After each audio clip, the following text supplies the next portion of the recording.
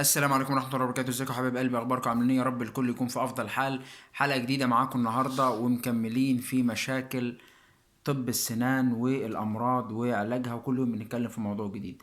معانا موضوع جديد النهاردة هو تقويم الاسنان المتحرك.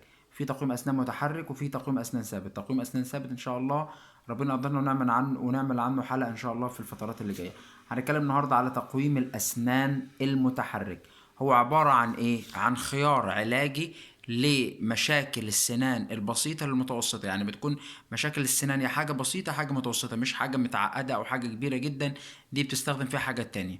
بيتميز أهم حاجة بقابليته للإزالة. يعني ممكن إن أنا أشيله من اسمه متحرك، يعني بقدر إن أنا أشيله وأنضفه وأرجعه مكانه تاني.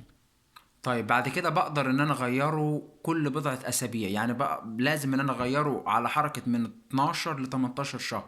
لازم ان انا اغيره.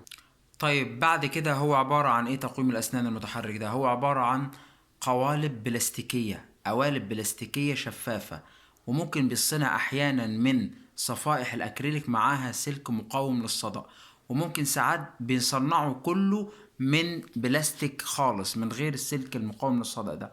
يبقى قلنا هو قوالب بلاستيكية شفافة. يا اما بيكون عباره عن بيصنع من صفائح اكريليك مع سلك مقاوم للصدى، يا اما بيصنع كله من البلاستيك.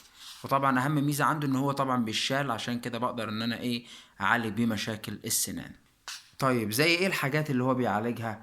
الفراغات الواسعه بين السنان اول حاجه. تاني حاجه تزاحم السنان وتداخلها مع بعض، دي برضو. وبعد كده بيصلح مشكلة العضة لو كانت من النوع الخفيف لحد المتوسطة. زي ما احنا اتكلمنا من شوية، قلنا من البسيطة للمعتدل، لأن هو درجات. في درجات طبعا بتكون مشاكل الأسنان معقدة شوية أو صعبة، دي بتحتاج حاجة تاني غير التقويم المتحرك. طيب آخر حاجة عشان ما أطولش الفيديو عليكم، حلقة النهاردة عايزين نعرف إيه مميزاته. مميزاته أول حاجة إن هو قابل للإزالة، فبالتالي بقدر إن أنا أنظف السنان كويس من الجير عشان ما يحصلش، بحمي البق إن هو ما يحصلهوش مخاطر للتسوس. تاني حاجة إن هو قابل للإزالة، ففي سهولة عندي في إن أنا أنظفه، فهو قابل للإزالة. النقطة التانية اللي هي مرتبطة بيها إن هو سهل إن أنا أنظفه. دي النقطة التانية أو الميزة التانية. الميزة التالتة بعد كده قصر فترة العلاج بتاعته مقارنة بالتقويم الثابت. التقويم الثابت بياخد وقت أكتر، إنما ده بياخد وقت أقل، وعشان كده بيحتاج عدد زيارات أقل عند دكتور السنان. طيب إيه تاني برضه؟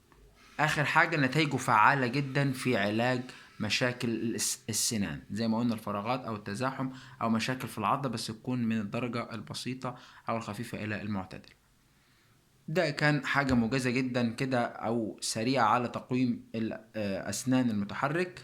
إن شاء الله استنوني في حلقات جاية هنتكلم في مواضيع تانية. أشوفكم الحلقة الجاية. السلام عليكم ورحمة الله وبركاته.